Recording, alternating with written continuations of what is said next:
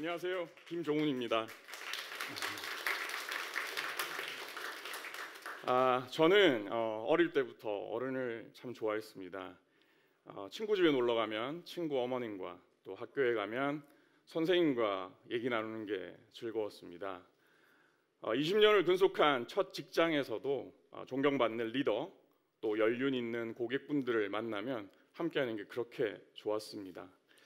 어느덧 지천명 50세가 되었습니다. 좋아하는 일을 오래 하고 싶습니다. 그래서 제가 사는 우리 동네에서 부모님 같은 어르신들 곁에서 모시는 일을 해가고 있습니다. 우리나라 대한민국은 2024년 올해 1천만 고령자 시대를 드디어 맞이합니다. 내년 2025년이 되면 총 인구의 20% 이상이 65세 이상 고령자를 넘는 초고령 사회에 들어가게 됩니다. 오늘 저는 우리 동네랑 사귀면 노후가 행복하다라는 얘기를 해보려고 합니다. 쉽게 이해하고 공감하기 위해서 세 가지 화두를 차례차례 이어가 보도록 하겠습니다. 첫 번째 화두입니다. 노후 준비 어떻게 하고 계시나요?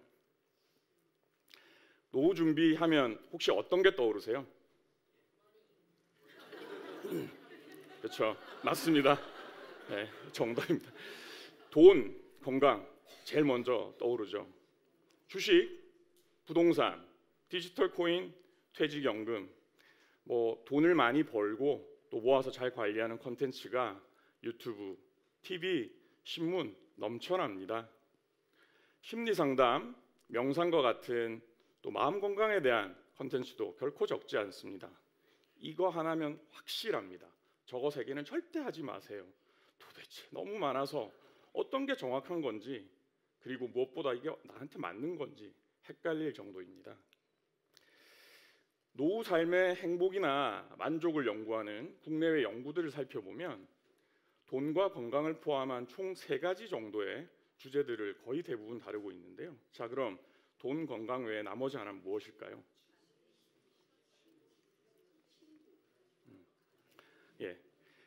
relationship, 나를 중심으로 한 사회적 관계를 얘기합니다. 여기 많이 말씀을 주셨는데요. 가족, 친구, 직장 동료, 동네 모임 이런 게 다 되겠죠. 혹시 가족을 떠올리면서 남편분보다는 강아지나 고양이를 먼저 떠올리신 분 계신가요? 1인 가구, 독거노인, 고독사, 사실 이제 우리나라 대한민국에서는 흔히 접하는 단어들인데요. 이 관계라는 게 얼마나 중요한지 2018년 영국에서는 세계 최초로 외로움부 장관이란 직을 신설했습니다. 바로 옆 나라 일본은 2021년에 고독, 고립 담당 대신이란 임명직을 또 만들었고요. 여러분, 지금 이 순간 생각하시기에 나의 사회적 관계가 되게 탄탄하다, 그렇게 느껴지십니까? 나에게 정말 소중하고 또 나에게 아주 가까이 있는 사람들이 명확하게 머리에 떠오르시나요? 행복한 노후를 위해서 돈이나 건강 관리를 하는 것만큼 나의 사회적 관계를 잘 관리하시길 추천드려봅니다. 두 번째 화두입니다. 노후에 어디서 살지 생각해 보셨습니까? 저기 중학생 정도 돼 보이신 분이 계신데 60년 뒤니까 아직 고민 안 해보셨다고요. 네. 혹시 그럼 내 부모님은 어디서 살지 지금 무슨 생각을 하고 계신지는 혹시 아시나요?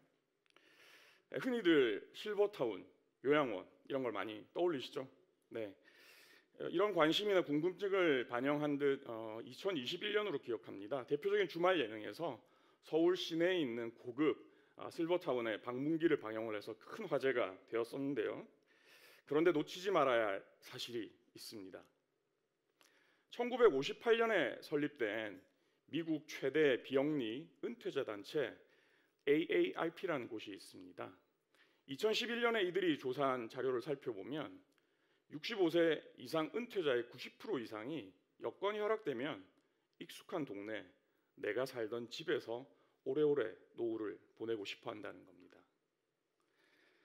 초고령 사회 18년 차에 벌써 접어든 일본은 중앙부처인 내각부에서 28년째 매년 고령사회 백서를 발간하고 있습니다.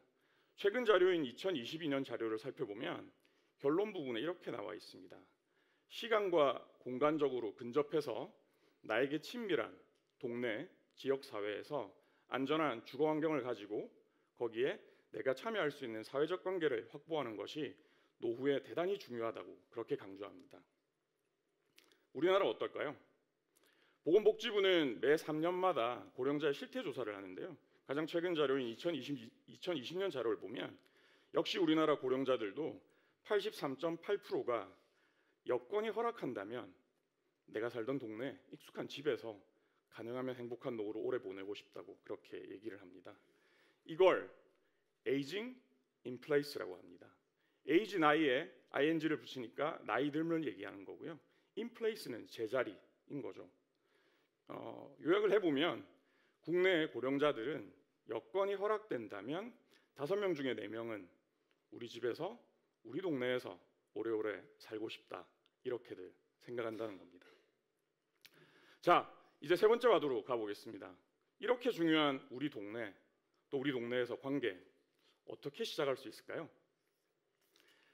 제 아버지는 8년 전에 돌아가셨습니다. 고향인 어머니가 홀로 7순이 넘어서 지금 살고 계시는데요. 25년째 한 아파트 단지에 중고등학교 동창분이 같이 살고 계세요.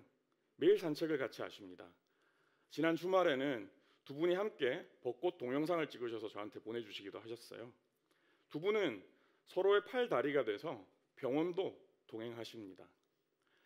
이런 60년 지기 친구가 있는가 하면 제 어머니에게는 40년 지기 동네 언니 동생들이 있습니다. 누굴까요? 제 초등학교 학부모 시절에 인연을 맺으신 어머님들과 많은 분들이 한 동네에 살고 계세요. 같이 외식도 하시고 서로의 안부도 묻고 가끔은 운전 잘하시는 분이 근교에 드라이브도 같이 나가시고 그럽니다. 배우자나 자녀에게도 나누지 못하는 고민 또는 아픔을 서로 간에 나누시고 하신다 그러더라고요. 이처럼 우리 동네에서 오래된 이 관계, 서로를 지지하는 거 너무너무 중요합니다. 그런데 여기에 더해서 새로운 관계의 시작은 어떻게 할 수 있을까요? 자, 이제 제가 지역 커뮤니티, 다른 얘기로 마을 공동체 활동을 통해서 우리 동네에서 새로운 관계를 어떻게 더 해갈 수 있을지를 구체적인 사례 2가지를 가지고 한번 얘기를 해보겠습니다. 첫 번째 사례입니다. 우리 동네 좋은 사람들. 제가 활동하고 있는 조그마한 동네 모임입니다. 25년째 제가 살고 일하는 강남구에서 그 지역 커뮤니티로 하고 있으면서 고령자분들의 댁 내 낙상 예방 활동들을 저희가 돕고 있습니다. 저는 우리 동네를 이해하려고 매주 한 번 정도 구청 홈페이지를 들어가는데요. 주민자치과에서 주민공모사업이란 걸 하더라고요. 뜻이 맞는 주민들하고 한번 의기투합을 해가지고 제안서를 작성을 했어요. 고령자분들의 댁 내 주거 환경을 개선하겠다고 그래서 서류 심사도 보고 면접도 보고 마지막엔 구청이랑 협약 MOU도 맺게 됐습니다. 동네에서 살고 일하는 20대부터 70대 남녀 11명이 모였어요. 거기에는 치매 후견인, 건축사, 사회복지사, 요양보호사, 간호사, 디지털 플랫폼 전문가, 또 일본인, 마을 공동체 활동가 분, 다양한 분들이 모여서 에이징 인 플레이스를 공부하고 있습니다. 저녁에 퇴근해서 도시락 먹으면서 우리나라의 노년학, 집수리, 짐정리 이런 전문가분들과 토론도 하고요. 어느덧 3년째가 됐는데요. 동네 어르신 100분이 넘는 분께 낙상 예방을 도와드리고 또 실제 활동들을 하고 있는데요. 댁을 방문해서 낙상 예방의 위험을 먼저 저희들이 진단해 드립니다. 그리고 한 분 한 분께 맞춰서 침대 안전바, 욕조 안전바, 또 미끄럼 방지 매트, 샤워 의자, LED 무선 센서 등처럼 이런 것들을 맞춤형으로 저희가 설치를 해드리고 있어요. 구정백서에 1년에 한 번 나오는 구청 구정백서에도 실리고 운이 좋게 국회 표창도 받고 또 신문에 기사화되기도 했습니다. 재능을 기부하겠다라는 좋은 뜻으로 모였는데 성과가 인정을 받고 이렇게 하다 보니까 저희 커뮤니티 간의 결속 또 동기부여는 더 커졌고요. 그런데 놀라운 점은 처음 시작한 11명들 이들의 관계뿐만 아니라 저희가 물질적으로 어떻게 보면 지지해 드렸던 그 낙상복지 연구를 통해서 관계가 맺은 어른분들과 정서적 지지 관계로 저희가 확장되고 있다라는 겁니다. 저희 만나기 3개월 전에 너무 안타깝게도 욕조에서 낙상을 하셔서 무릎 슬개골이 골절이 되신 어머님 한 분의 사연을 간단히 전하려고 그래요. 상담과 설치 저희가 5번을 뵙고 찾아뵙고 이제 끝나는 마지막 날이었었어요. 무릎이 불편하신데도 버선발로 현관까지 나오셔서 저희한테 해주신 말씀입니다. 낙상을 하고 나서 내 삶이 완전히 바뀌었다. 집과 병원만을 오가게 됐다. 약속도 없어지고 외출도 없어졌다. 우울증 약까지 복용하게 됐는데 자녀에게는 차마 얘기를 못했다. 여러분들과의 시간이 나에겐 힐링이었다. 정말 고맙다. 엘리베이터가 닫히고 울컥했습니다. 두 번째 사례입니다. 노르딕 워킹 건강 커뮤니티 사례인데요. 동네 보건소에서 지역에 건강 지도자를 모집한다는 공고를 보게 됐어요. 노르딕 워킹 생소하지 않으세요? 북유럽의 크로스컨트리 선수들이 겨울이 아닌 하계 눈이 없을 때 비시즌 훈련하는 방법에서 유래를 했는데요. 11자 포를 이용하는 상하체 전신 걷기 운동이에요. 고령자에 관심 많은 저는 고령자에게 매우 중요한 그 바른 보행도 이해하고 또 중년에 들어선 제 건강도 도움이 될 것 같아가지고 지원을 하게 됐습니다. 건강과 운동에 관심이 많은 지역 주민들 10명이 최종적으로 선정이 됐는데요. 첫날 첫 모임에 갔다가 너무 당황했습니다. 남자가 저 혼자였어요.